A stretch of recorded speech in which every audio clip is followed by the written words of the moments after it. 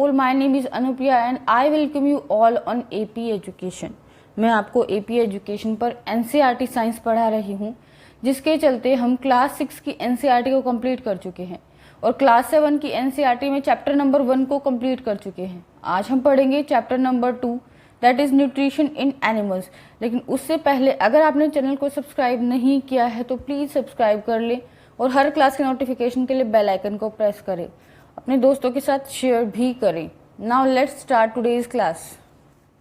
You have learnt in chapter 1 that plant can prepare their food by the process of photosynthesis but animals cannot। हम chapter 1 में पढ़ चुके हैं कि plant जो अपना भोजन खुद बना सकते हैं फोटोसिंथेसिस की प्रोसेस के द्वारा। प्लांट जो अपना भोजन बनाते हैं उस प्रोसेस को हम फोटोसिंथेसिस बोलते हैं, लेकिन एनिमल्स अपना भोजन खुद नहीं बना सकते। Animal get their food from plants either directly by eating plants और indirectly by eating animals that eat plants. Animals जो हैं वो अपना फूड जो है प्लांट से ऑब्टेन करते हैं, या तो डायरेक्ट ही प्लांट को खा लेंगे या फिर कुछ ऐसे एनिमल्स को खाते हैं जो कि प्लांट्स को खाते होते हैं। तो इस तरह से एनिमल्स जो हैं वो डायरेक्टली और इनडायरेक्टली प्लांट्स के ऊपर डिपेंडेंट होते हैं अपने फूड के लिए। Some animals eat both plant and animals. कुछ एनिमल्स ऐसे होते हैं जो कि प्लांट्स को भी खाते हैं और एनिमल्स को भी खाते हैं। Recall that the organism including human require food for growth, repair and functioning of body। हमें पता है कि ऑर्गेनिजम्स को अपनी ग्रोथ के लिए, अपने टीयर एंड वियर को रिपेयर करने के लिए और अपनी बॉडी के फंक्शनिंग के लिए फूड की ज़रूरत होती है। हम ह्यूमंस को भी फूड की ज़रूरत होती है बॉडी की फंक्शनिंग के लिए, ग्रोथ के लिए, रिपेयर के लिए।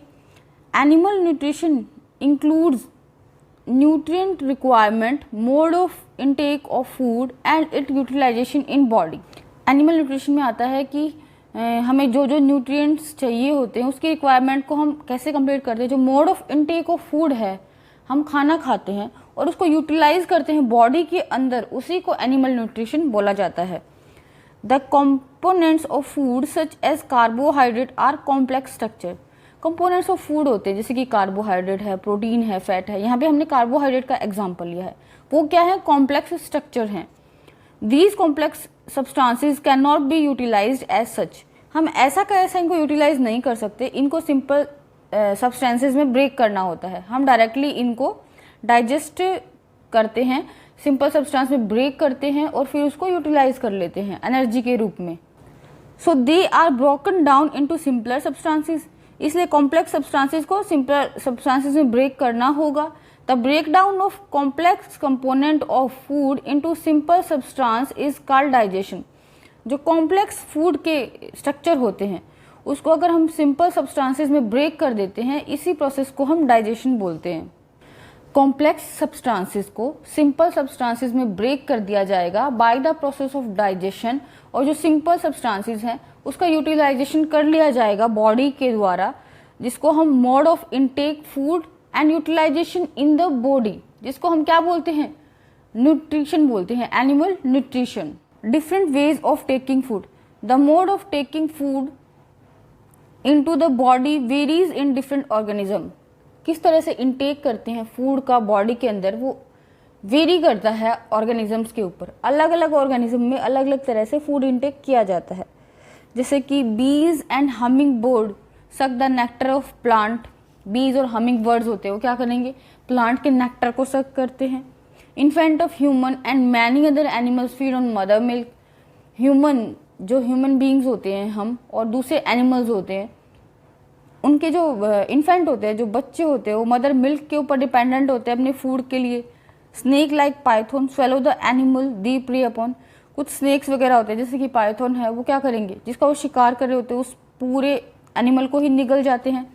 सम aquatic animal filter tiny food particle floating near by and feed upon them. कुछ एक्वेटिक एनिमल्स जो होते हैं, जो पानी में रहने वाले जीव होते हैं, वो आसपास भोजन जो उनके फ्लोट कर रहा होता है उसको फिल्टर करके उसके ऊपर डिपेंडेंट होते हैं अपने फूड के लिए, अपने न्यूट्रिशन के लिए। इस तरह से अलग अलग एनिमल्स में अलग अलग तरह से न्यूट्रिशन होता है। Here is an amazing fact given in your book. Starfish feed on animal covered by hard shell of calcium carbonate। Starfish जो होती है वो ऐसे एनिमल्स को खाती है जिसके बाहर एक हार्ड स्ट्रक्चर बना होता है, जिसको हम कैल्शियम कार्बोनेट का कवरिंग बोलते हैं। After opening the shell the starfish pops out its stomach through its mouth to eat the soft animal inside the shell. Starfish क्या करती है, अपने माउथ को ओपन करेगी और अपने स्टमक को ही वो बाहर निकाल देती है उस एनिमल को खाने के लिए। The stomach then goes back into the body and the food is slowly digested. फिर वो अपने स्टमच को अंदर ले लेती है और धीरे धीरे जो फूड है स्टारफिश का वो डाइजेस्ट होता रहता है। इस तरह से स्टारफिश जो है उसमें किसी भी तरह का माउथ या बक्कल कैविटी नहीं होती, वो सीधा अपने स्टमच को बाहर निकालती है। और जो एनिमल्स होते हैं जिन पे हार्ड शेल होती है किसकी, कैल्शियम कार्बोनेट की, उसको वो क्या लेती है, खा लेती है, अपने स्टमच के अंदर ले लेगी, फिर स्टमच को अंदर ले लेगी और फिर अंदर क्या होगा, इंटरनल उसका डाइजेशन होता है। Digestion in humans, we intake food through the mouth, digest and utilize it. हम फूड को माउथ से लेते हैं, उसको डाइजेस्ट करते हैं और उसको यूटिलाइज कर लेते हैं। The unused part of food are defecated, जो अनयूज पार्ट है फूड का उसको बॉडी से बाहर निकाल दिया जाता है।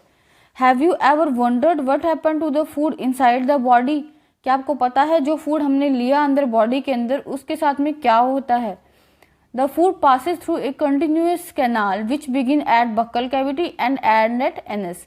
फूड जो होगा वो बक्कल कैविटी से होता हुआ एनस तक जाता है। The canal can be divided into various compartments, जो हमारी एलिमेंट्री कैनाल है उसको अलग अलग कंपार्टमेंट में डिवाइड किया गया है। The buccal cavity, food pipe, oesophagus, stomach, small intestine, large intestine and anus. These are various compartments of alimentary canal. Some food digested into buccal cavity. After that food passes through esophagus. उसके बाद में कुछ food जो होगा वो stomach में digest होता है, फिर स्मॉल इंटेस्टाइन में और फिर लार्ज इंटेस्टाइन से होता हुआ अनडाइजेस्टेड फूड को आउट कर दिया जाता है एनएस के through. Is it not a very long path, क्या एक बहुत बड़ा रास्ता नहीं है जिससे फूड होके गुजर रहा है और फिर डाइजेस्ट हो रहा है और उससे हमें एनर्जी मिल रही है और अनडाइजेस्टेड फूड को हम बाहर निकाल रहे हैं। This is a long path. These parts together form the alimentary canal और डाइजेस्टिव ट्रैक्ट। ये सारे के सारे पार्ट्स जो हैं ये मिलकर के क्या बनाते हैं, एलिमेंट्री कैनाल बनाते हैं और जिसको हम डाइजेस्टिव ट्रैक्ट भी बोलते हैं। The food component gradually get digested and food travel through the various compartment. जैसे जैसे फूड अलग अलग कंपार्टमेंट से होता हुआ गुजरता है वैसे ही फूड जो होगा वो धीरे धीरे डाइजेस्ट होता जाएगा। तो इस तरह से फूड जो होगा वो एक लॉन्ग कैनाल के थ्रू होके गुजरता है, डाइजेस्ट होता है और जो अनडाइजेस्टेड फूड है उसको बॉडी से बाहर निकाल दिया जाता है। The inner wall of stomach and small intestine and various gland associated with the canal such as salivary gland, the liver, the pancreas secrete digestive juices. हमारे जो इनर वॉल है किसकी, स्टमच की और स्मॉल इंटेस्टाइन की, वो क्या करती है, डाइजेस्टिव जूस को सिक्रीट कर रही होती है। और अलग अलग ग्लैंड्स हैं, जैसे सैलिवरी ग्लैंड्स है हमारे माउथ के अंदर और लीवर और पैंक्रियाज भी क्या है, डाइजेस्टिव जूस सिक्रीट करती हैं। तो ये अलग अलग ग्लैंड्स जो हैं और स्टमच और स्मॉल इंटेस्टाइन के जो सरफेस हैं वो डाइजेस्टिव जूस को सिक्रीट करते हैं। The digestive juice convert complex substances of food into simpler one. Digestive juice क्या करते हैं, फूड के जो कॉम्प्लेक्स सब्सटेंस होते हैं जिसको बॉडी ऐसा का ऐसा एब्जॉर्ब नहीं करती उसको सिंपल सब्सटेंसेस में कन्वर्ट कर देते हैं। The digestive tract and the associated gland together constitute the digestive system. ये जो डाइजेस्टिव ट्रैक्ट है दैट इज एलिमेंट्री कैनाल पूरी की पूरी और हमारे डाइजेस्टिव ग्लैंड्स, ये दोनों मिलकर के डाइजेस्टिव सिस्टम को बनाती है। Now let us know what happened to the food in different parts of digestive tract. अब हमें पता लगाना होगा कि भाई अलग अलग जो कंपार्टमेंट्स हैं डाइजेस्टिव ट्रैक्ट के उसमें फूड के साथ क्या होता है, वहाँ पे वो किस तरह से डाइजेस्ट किया जाता है food. As we can see in this diagram, buccal cavity है सबसे पहले। बक्कल कैविटी के अंदर क्या होती है, सैलिवरी ग्लैंड्स होती है, फिर यूसोफेगस एक tube like structure. After that there is stomach. Stomach के बाद क्या है, इधर एक ग्लैंड है, लीवर, पैंक्रियाज है। स्टमच के बाद डायरेक्टली स्मॉल इंटेस्टाइन आ जाएगा। ये ग्लैंड्स का जो पाथ होता है ये अलग होता है, ये आकर के हमारे जो एलिमेंट्री कैनाल में खुल रही होती है। After that there is small intestine, rectum and anus. Anus के थ्रू फूड को आउट कर दिया जाता है बॉडी से। The mouth and buccal cavity, food is taken into the body through mouth, food जो होगा वो बॉडी में ले लिया जाता है माउथ के द्वारा। The process of taking food into the body is called ingestion, जो फूड को इनटेक करने की प्रोसेस होती है, अंदर लेने की जो प्रोसेस होती है उसको हम इंजेशन बोलते हैं। We chew the food with the teeth and break down mechanically into small pieces, हम फूड को किससे लेंगे, माउथ से लेते हैं और उसको स्मॉल स्मॉल पीसेस में मैकेनिकली ब्रेक डाउन कर देते हैं। Each tooth is rooted into a separate socket in the gum, हर एक टूथ जो होगा वो अलग अलग सॉकेट में धसा हुआ रहता है। Our teeth vary in appearance and perform different function accordingly, they are given different names, हमारे टीथ जो होंगे वो अपीयरेंस में भी डिफरेंट होते हैं और उनका फंक्शन भी क्या होगा, डिफरेंट होता है, और उसी तरह से उनके नाम भी अलग अलग दिए गए हैं। As you can see in this picture, incisors, आगे के जो 4 टीथ होंगे वो क्या है, इंसिजर्स हैं। उसके बाद में 2 जो टीथ हैं वो कैनाइन हैं, 2 दोनों साइड में क्या है, 2 इस साइड और 2 लेफ्ट साइड, 2 राइट साइड क्या है, प्री मॉलर्स हैं, और 3 लेफ्ट साइड और 3 राइट साइड क्या है, मॉलर्स हैं।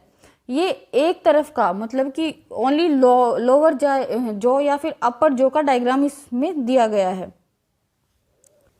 Do you remember about falling of teeth some year ago, क्या आपको याद है कि कुछ दिन पहले हमारे, कुछ सालों पहले हमारे दांत गिर गए थे। The first set of teeth grows during infancy, they fall off at the age of 6 to 8 of years, first set of teeth जो होगा वो इन्फेंसी में आ जाता है और 6 से 8 साल की एज तक पहला जो सेट होता है टीथ का वो गिर जाता है। These are termed milk teeth, जो पहला सेट है दांतों का उसको हम मिल्क टीथ बोलते हैं। The second set that replace them are permanent teeth, दूसरा जो सेट है जो कि उसको रिप्लेस कर रहा है वो परमानेंट टीथ है। The permanent teeth may last through life और fall off during old age और due to some dental disease, permanent teeth जो होंगे वो पूरी लाइफ लॉन्ग रहते हैं या फिर अगर कुछ डिजीज हो गई है या फिर ओल्ड एज में ही गिर सकते हैं, वैसे परमानेंट टीथ नहीं गिरते। इस तरह से हमने देखा कि माउथ और बक्कल कैविटी के अंदर क्या थे, हमारे टीथ थे। टीथ जो है उनको उनके शेप के अकॉर्डिंग और उनके फंक्शन के अकॉर्डिंग अलग अलग नाम दिया गया है। फर्स्ट सेट ऑफ टीथ जो है इंसिजर्स होते हैं, ये कटिंग के काम आते हैं। कैनाइन जो है कटिंग और बाइटिंग के काम कौन आएगा, इंसिजर्स। पिंसरिंग और टीयरिंग टीथ हम कैनाइन को बोलते हैं। चूइंग एंड ग्राइंडिंग टीथ जो है वो हम प्रीमोलर और मोलर्स को बोलते हैं। So there are 4 type of teeth in humans, और जो टीथ होते हैं वो हमारे अंदर के अंदर गम्स के अंदर पूरे धसे हुए होते हैं। This is all about today's class. I hope अब तक का चैप्टर आपको समझ आ गया होगा। इसका बचा हुआ पोर्शन हम नेक्स्ट क्लास में कंप्लीट करेंगे, लेकिन उससे पहले अगर आप चैनल पर नए हैं तो प्लीज़ चैनल को सब्सक्राइब कर लें और हर क्लास के नोटिफिकेशन के लिए बेल आइकन को प्रेस करें। प्लीज़ चैनल को सब्सक्राइब जरूर करें और अपने दोस्तों के साथ शेयर भी करें। Thanks for watching.